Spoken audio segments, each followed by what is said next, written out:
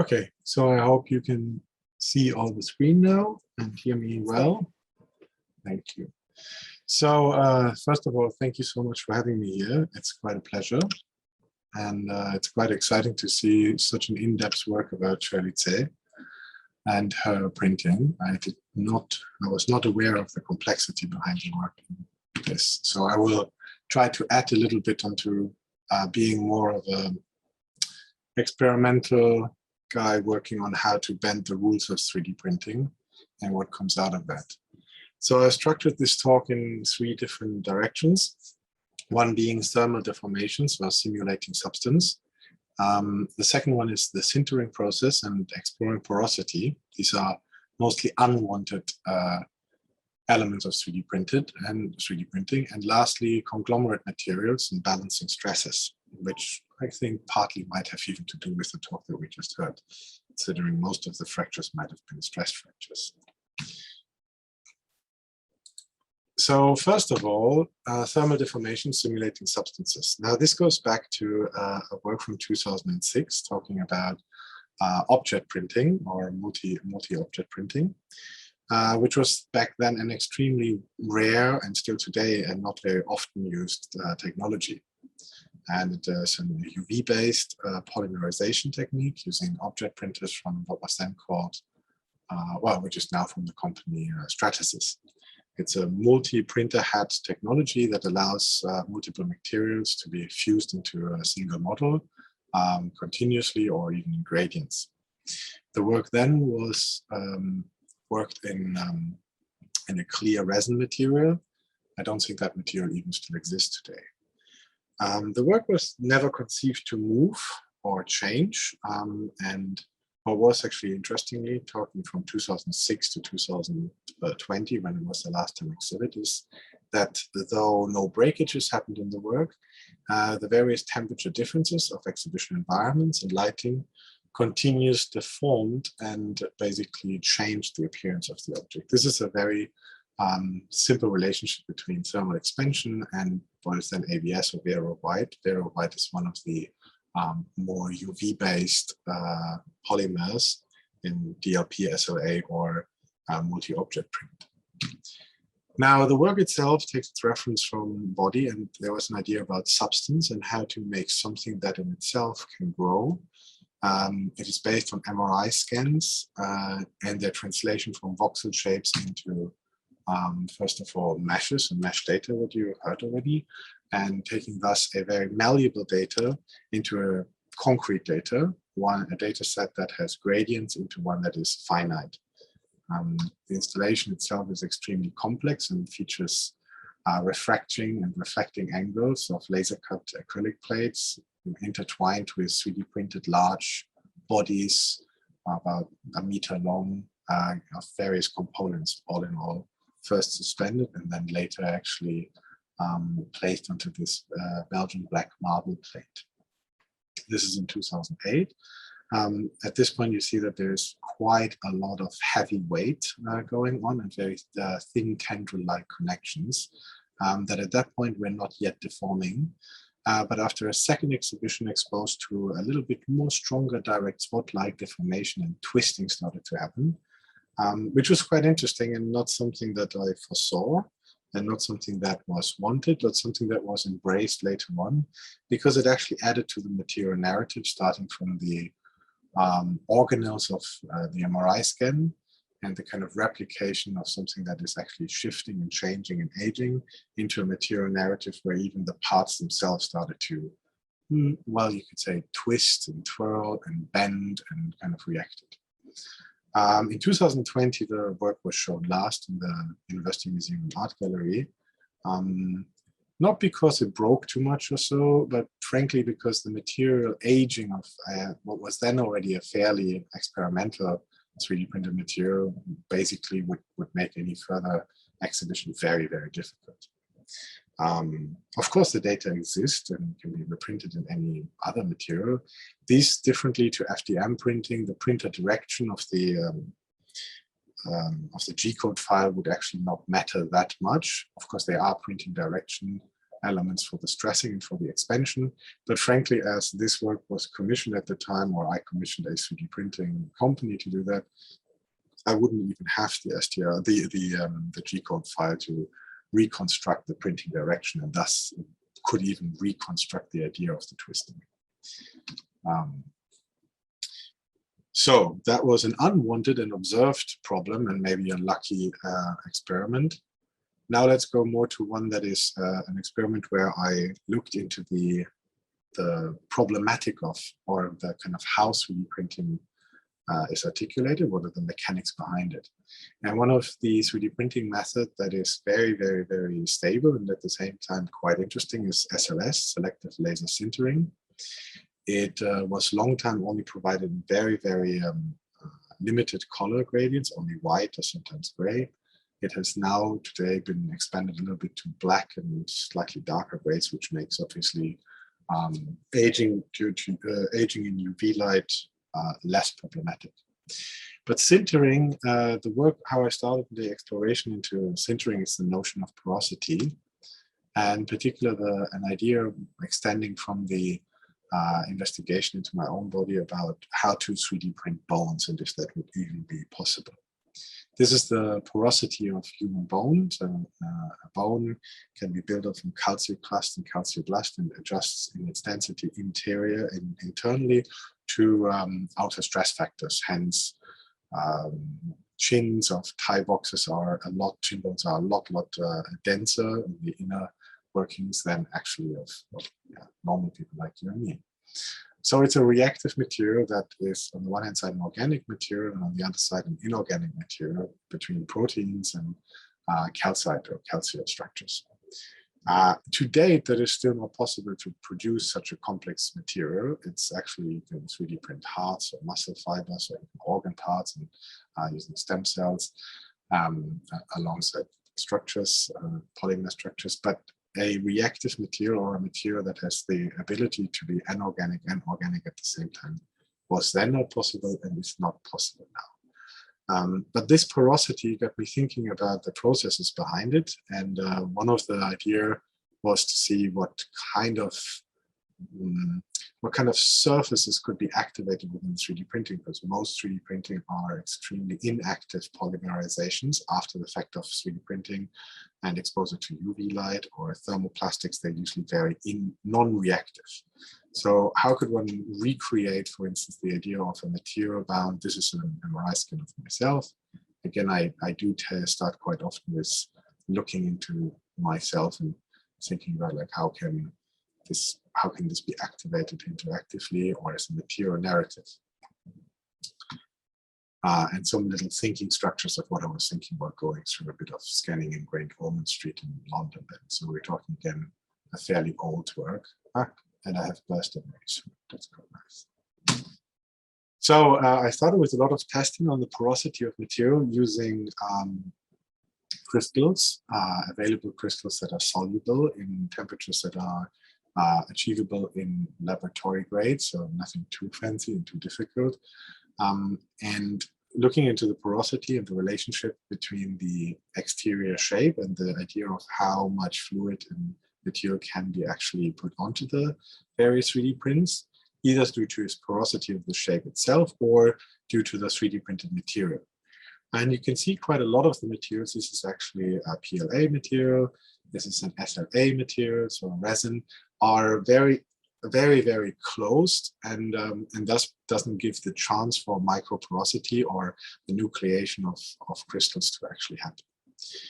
Yet when looking into SLS, we're looking into a technology that is an extremely porous material. So you would have here the 3D printed stratifying, so the layers of 3D printing in the Z-axis. And you would see that the granulate of SLS is a polymer powder that gets heated up in the 3D printer. And then the last part, the sintering with the laser, would actually leave a lot of gaps in this material. Hence, a lot of the 3D prints from SLS feel like a very high, fine grain sandpaper. So this relationship made it possible to start thinking about the nucleation of crystals in supersaturated fluids when cooling down to be maybe even manipulated to bond into the material. And so I started a series of works called Slow Selfies that started in the Victoria and Albert Museum in 2000 and this would be, I think it's about 2012, and then extended to a couple of exhibitions and installations in the Museum of Vancouver and the Museum of Moscow. And this one actually was the latest one. Always talking about reification or actualization of material through stimulation of the outer surface of selective laser sintered surfaces. So the blank was basically one state of MRI scan of the skull, and the slow selfie of the work obviously refers to the idea of photographic development and the chemistry behind it now being changed into three-dimensional activation.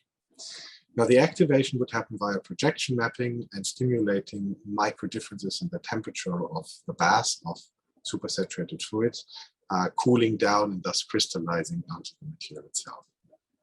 That, of course, is in a highly entropic state, and reproduction of any of these works is completely impossible.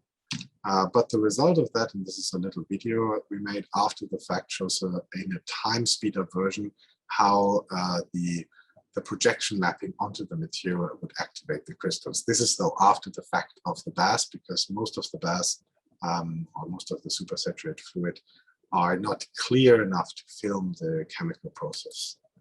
Oh, sorry, there should be a video. Yes. So this would be the projection mapping with strong black and white shadows. So obviously changing temperature differences onto the surface while being in the bath, and the crystallization. In this case, the video shows the crystallization happened already of the part, the lower part of this element.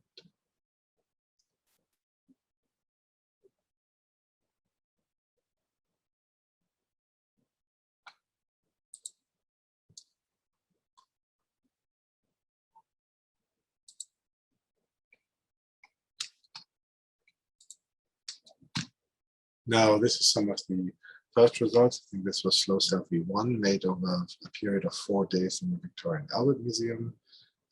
This was one of the blanks, basically still having the various parts of the slow selfie of the kind of medium before being crystallized. Okay, the third part of this talk, talking about conglomerate materials, or materials that are made from various different parts and different methods. It talks a lot about the notion of digital craftsmanship as introduced as well. It's one of the research topics that I wrote as well my PhD about. And it is about combining traditional knowledge of materials with new materials and new methods of making, namely 3D printing.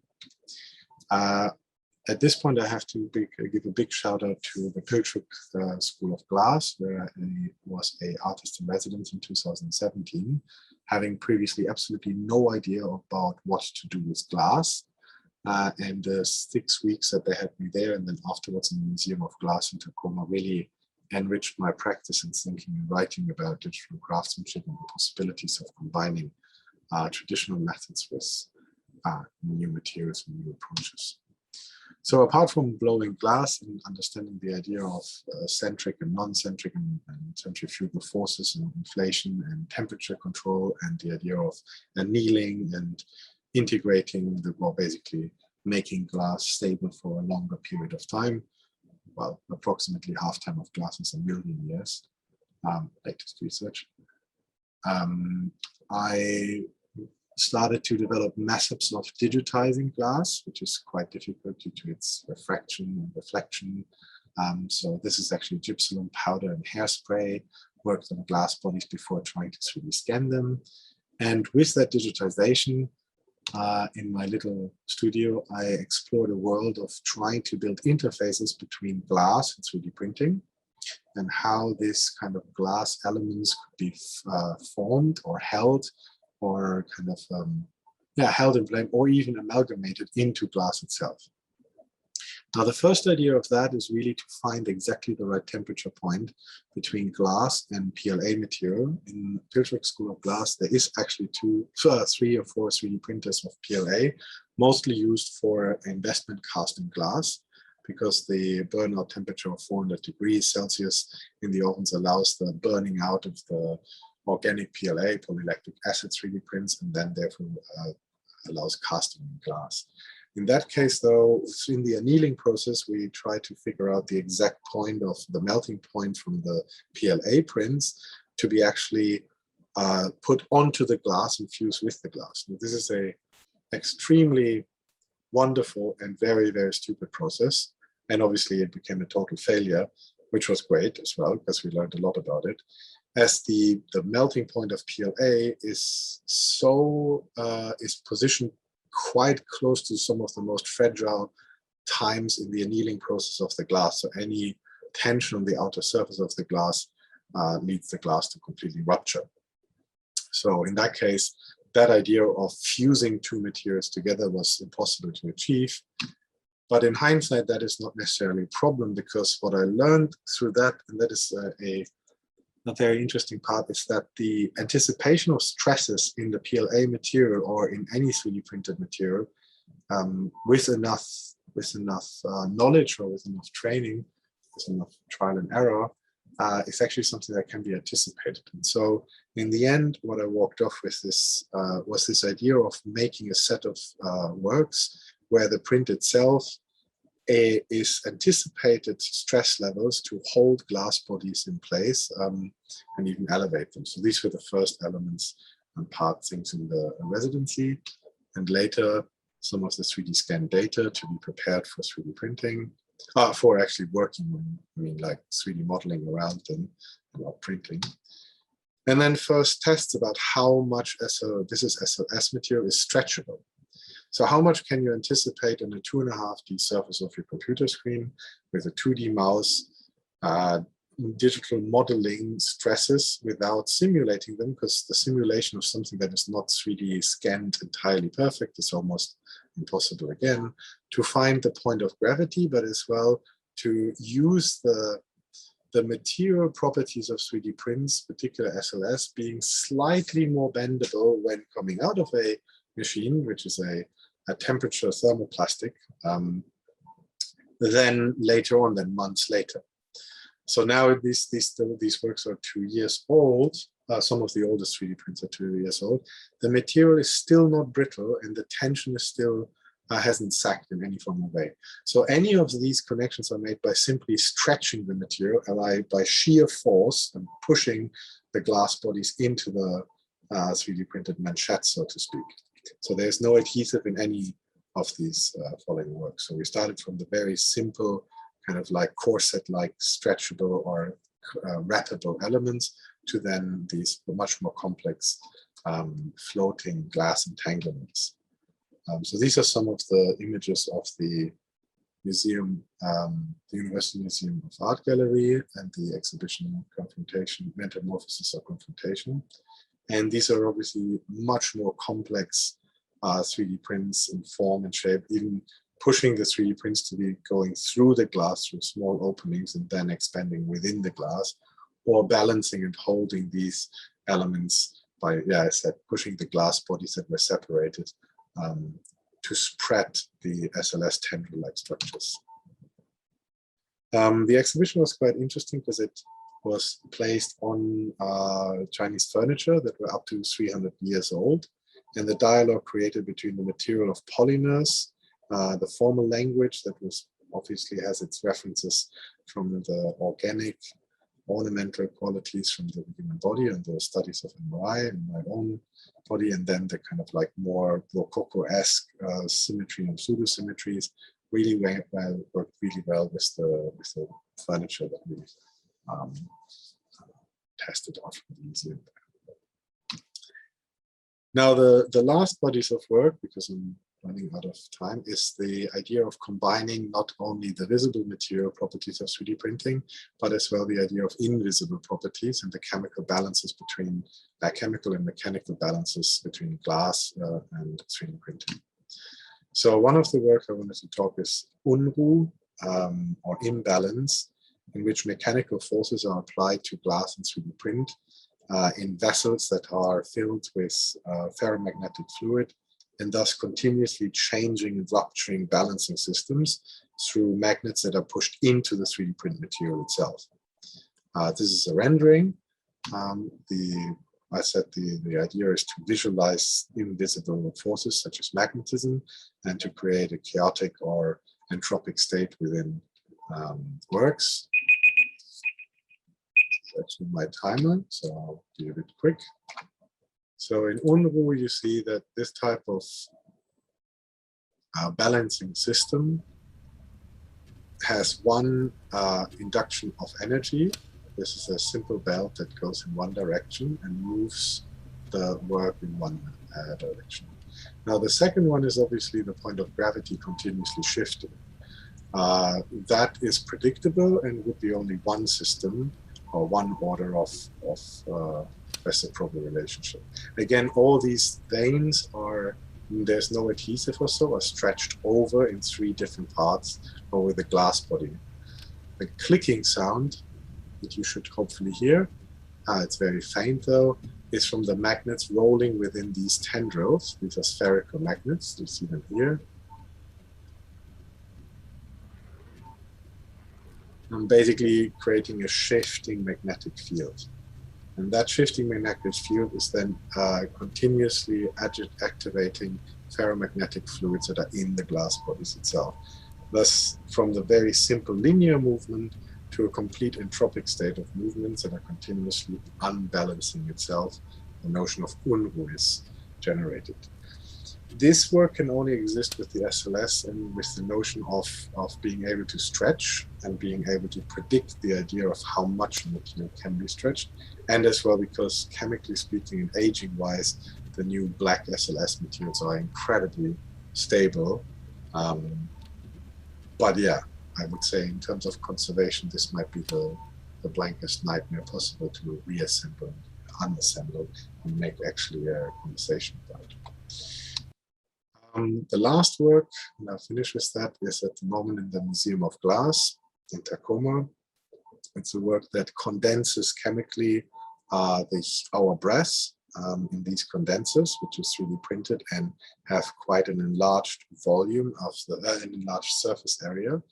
Inside it uses chemicals that are commonly used for dehumidifying in various layers and charcoal filters. So it literally dries out the air around it and then makes the air, condenses the water into a glass vessel. The notion of that is that the presence of those in the museum basically started to condense the water into the, any presence of visitors is condensing more water into the vessels. This is the previous version of that, where the condensers were not connected and in a slightly different SLS material, slightly grayer and slightly more porous. You see here the surface quality of SLS quite clear. But even though this surface is more closed now in this black polymass, it still retains a bit of that porosity. In the final version, these were actually installed using then, because the brass air, the filtered air with the chemical catalyst is becoming slightly saline. So in the end, these are the wrong plants in the museum. There's 3 mangrove over them, creating a cohabitation between chemical filtration and then in the end, plant life. The exhibition will be on for about 8 months. Yeah, this concludes my 20 minutes of lucky accidents and material narratives of 3D printing. Thank you so much.